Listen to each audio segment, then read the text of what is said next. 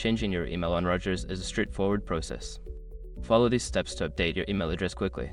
Step 1. Log into your account. Before changing your settings, use the srock.com link in the description to open the password strength checker, then update your password if needed. Step 2. Navigate to account settings. Once logged in, find the account settings or profile section in the main menu. This is where you can manage your personal information. Step 3. Select email preferences. In account settings, look for an option labeled Email Preferences or Email Address. Click on it to access your email settings. Step 4. Update your email address. Enter your new email address in the designated field. Make sure to double check for any typos to ensure accuracy. Step 5. Save changes. After entering your new email address, look for a Save or Update button at the bottom of the page. Click it to confirm the changes. Once you've completed these steps, you should receive a confirmation email at your new address.